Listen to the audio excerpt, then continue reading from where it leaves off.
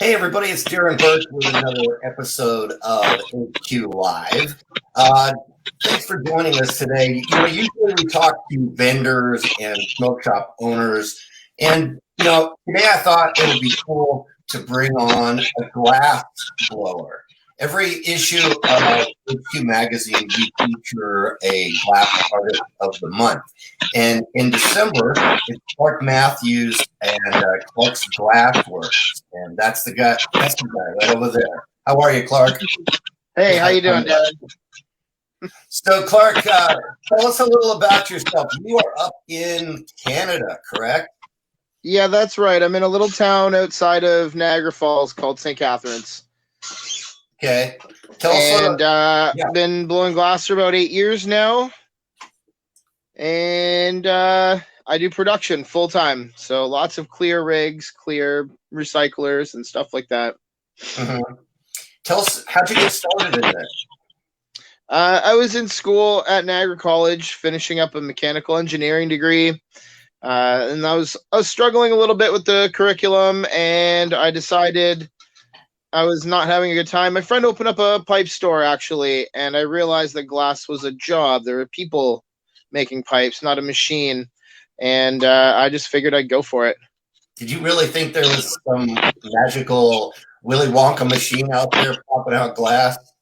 I mean, especially being in manufacturing technology program, I saw machines that could make just about anything. So I figured, why wouldn't there be a pipe machine, right? Everything is automated everywhere. So it never really dawned on me that it was a handmade item.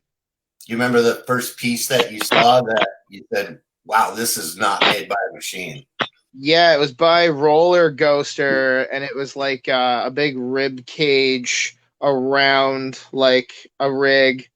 It was gnarly. And then alongside that were some other crazy pieces from some big names like Brandon Martin and Talon and Crunk. So I saw like the headiest of the heady maybe 10 years ago back then and was like, whoa, I didn't even know this existed. So what did you do? You just lit a fire and started melting glass? Yeah, I have this real problem where if I like something, I will do it until I don't like it anymore, and that's not happened with glass. I just keep finding more and more things to do. But did you teach yourself? Did you take a class? Did somebody show you the basics? Well, I lost you. Oh, are you there? We can still see you. Uh-oh. Got my signal or yours? Are you there, Clark? Well, hey, there you are. Hey, so how did you get started? I mean, did you take a class? Did you watch a video? Did you just turn on the torch and start yeah, kind of a combination of all those things. I'm really into researching things that I want to get into, so I just started down a rabbit hole of glass blowing forums and videos online, anything I could get my hands on that was free, and use my last student loan payment to buy a torch and some glasses and just figure it out. Your student loan, are you still paying that off? Nuts to food and tuition. I just bought a kit and figured it out. So tell us about what kinds of pieces you're making now. Absolutely. I wish I had some examples in the shop. A lot of what I make is like your standard kind of mini rigs and recyclers, a lot of production work, a lot of bubble caps and bowl slides and accessories. If it's not all clear, it's like usually accented with color. So like half color, half clear is very popular as well. But also I do have a line of like creatures that I make called chompers with their big oversized teeth. And they're fun. They're like a nice break from the mundane, repetitive production cycles. Where'd you get the inspiration for those? A couple different artists. I mean, Salt is a huge creature artist, and he's always been an inspiration to me. As well, Bob Harley Dog had where am I going here? There we go. A line of pendants called N-Sods, no sense of directions, and they were really cool, like little teeth monsters. And I just looked at one day and said, you know what, I got to make some teeth, and it just kept growing into a line of pendants and now pipes and like anything I can chompify, I'd throw teeth and eyeballs on. It's I fun. like that. The chompify. Yeah. Chompify, yeah. How does your dentist feel about those? He actually thought they were pretty funny. You took one in and showed him? Yeah, I did, and he let me. They have like the dental models, right, where they teach them how to pick. He let me take a bunch of photos of one so I could make better teeth impressions and stuff like that. So I have those locked away. If I ever want to go super realistic with the teeth instead of cartoony, I've got some ideas. Nice. So you're in your studio right now. Yeah. Like. Can you give us a little tour? Sure. Let me see what I can kind of. So here's my door. So I come in from my door, and it's not very big, as you can see. There's my station there. I've got my little kiln in here. Bear with me 1 second here. I can show you one of my. There we go. So here is one of my Chomper's creatures. He's chomping on a little mushroom, and that's a big hammer bubbler pipe, which I don't make many of. But again, nothing is off limits. I'm always up for a challenge for any customer. So, I mean, my bench is a mess. It's just a mess. There's my baby. My baby. Where am I? I don't know how to use my camera backwards. There we go. That's my GTT Mirage. Oh, can you say that again? GTT is the manufacturer, and the model is the Mirage. And you like that? You got a good review on it? Yeah, it's a workhorse for sure. It's my second big boy torch, I would call it. I started on a Nortel Red Max, which gets a lot of love and a lot of hate, but it's a really good starter torch if anybody's interested in getting on there. So I wanted to bring in somebody here. We got a couple of comments. Nigel Wolcock says, "Mess means." Oh, I lost you again, Darren. Well, I can see you. You're there. Well, there we are. So Nigel Wolcock says, "Mess means work." Hang on, guys. We're having a little technical difficulty, but we'll work it out. Oh, my internet. What's going on here? Are you there? Yep, there we are. Hey. Okay, so I wanted to bring in a comment. Nigel Wolcock's, "Mess means you getting work done." That's right. Nigel knows. Yeah. So this is at your house, correct? Yep. So I'm in my shop, and if I turn around, there's my home. And that's my window to my bedroom right there. So I am literally never more than 20 feet from my shop when I'm sleeping. So you're a family guy? Yeah, I got 2 kids and a wife. And so I might have to stand out here. Maybe my Wi-Fi sucks in my shop. Might be a metal roof or something like that. There we go. That's better though. So what's your schedule like? Are you in that studio 24/7 or? I really, really was until my kids were born, and now that they're getting a little older, I've dialed it back a bit. 7 a.m. to 5 is a usual good day. Being where we are in Canada, it's getting a little colder, so I'm not getting out here until about 8 or 9 now. But I'll come back out after dinner for a couple hours. So let's go back and talk about your pieces. I've seen some wig-wag technique on some of your pieces. Is that right? Yeah, I do really like making line tubing and putting that to use. For the price of buying it, it's a lot of fun to make that prep, I think. It's hot, it's hard work, it's very rewarding, and then you get to custom pick whatever colors go in your projects. And it's nice and bright. Absolutely. So now we said nice and bright. Let's go the opposite and talk about clear.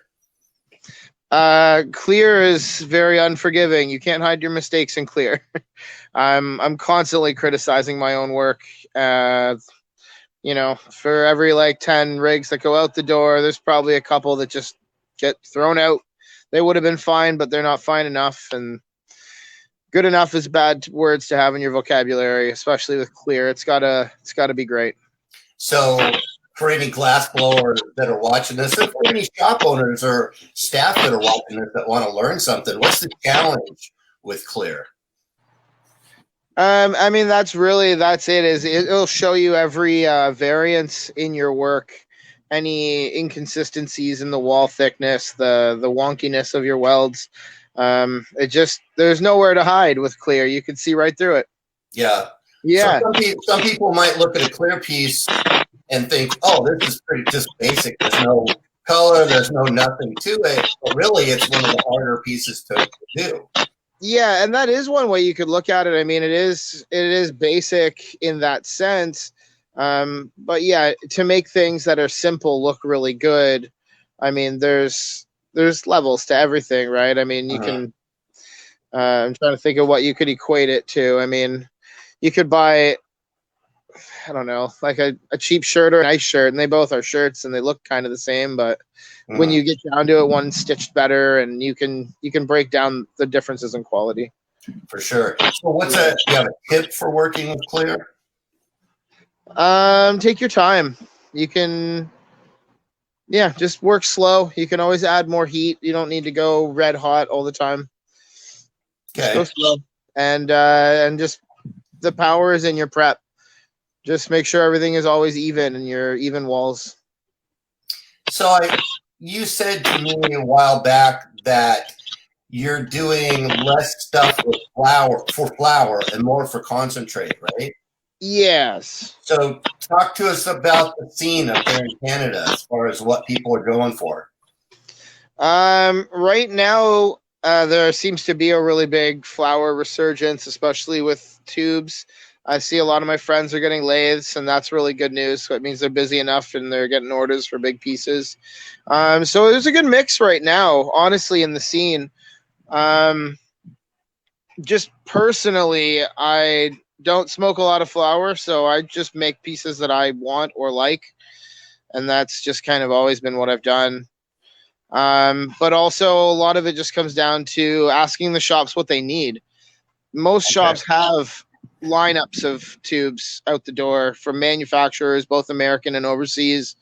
And the oil market was a little more competitive, so there was room to make smaller pieces with a good margin on them. How about, you're talking about asking shops what they need.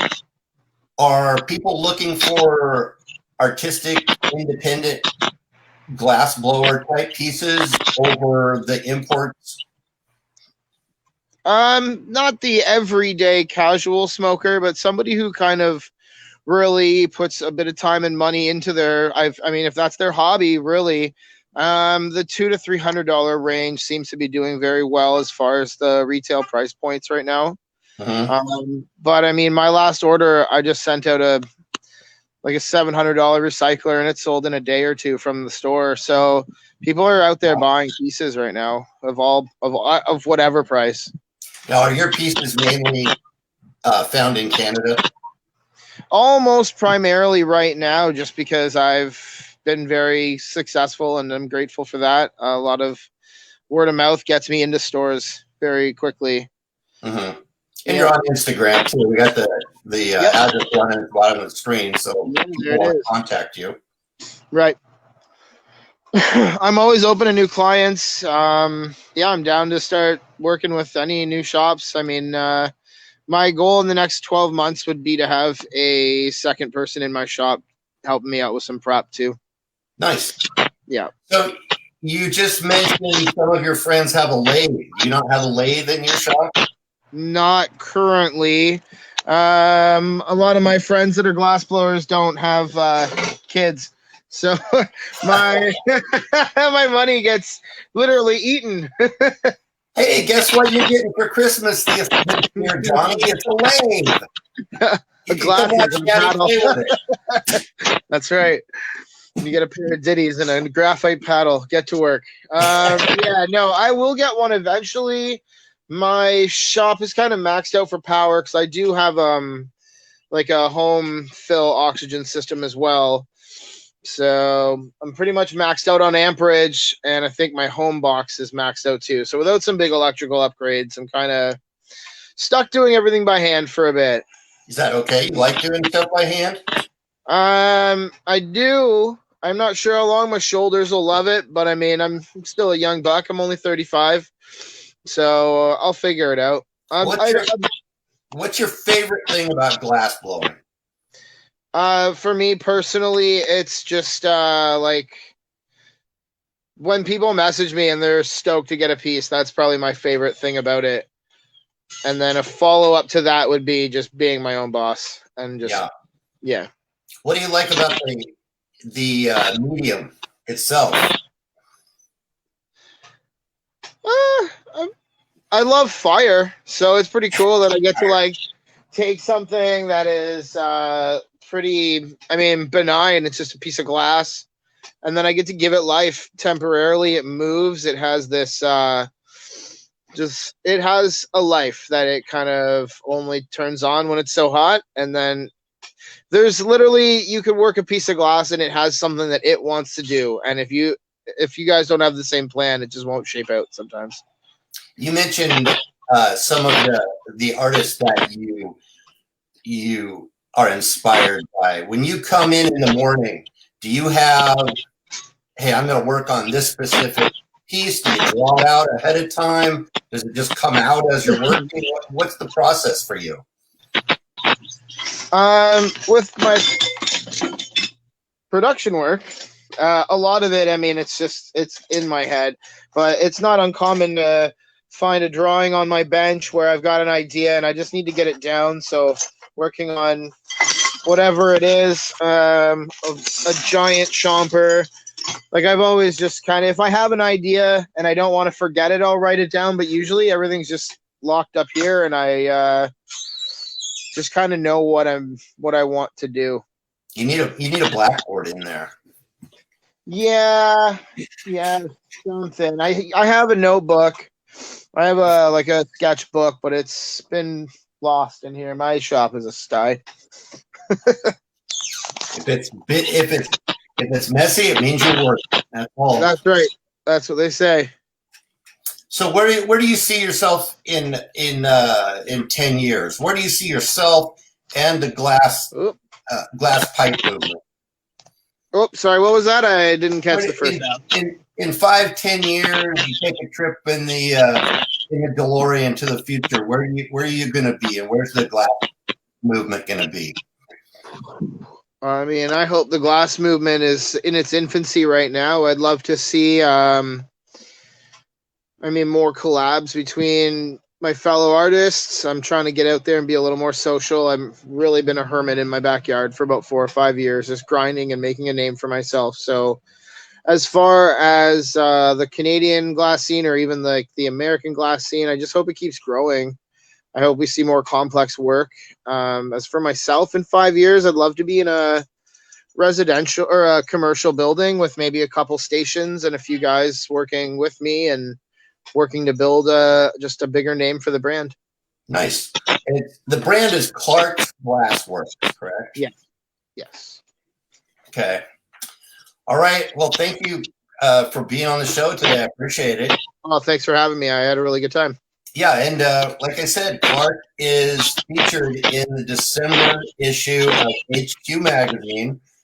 You can go on to our website, headquest.com. Oh, what do you got there, Clark? Oh, that's my dog, Zuma. Zuma. Hey, buddy. Is that your mascot? Yeah, she should be. I'll get her made up into a sticker, I think, for 2021. Go in the house. Go on. Get in the house. So go to headquest.com. There's a blog post about Clark. You can also see our virtual magazine, find the actual story that we printed this month about Clark. Everybody's really enjoying it. It's got some pictures of the work. And anyway, thanks for being here, Clark. Get back to work and do your thing. I appreciate it. Thank you very much, man. Have a good weekend. Okay, we'll see you guys later. Cheers. Thank you.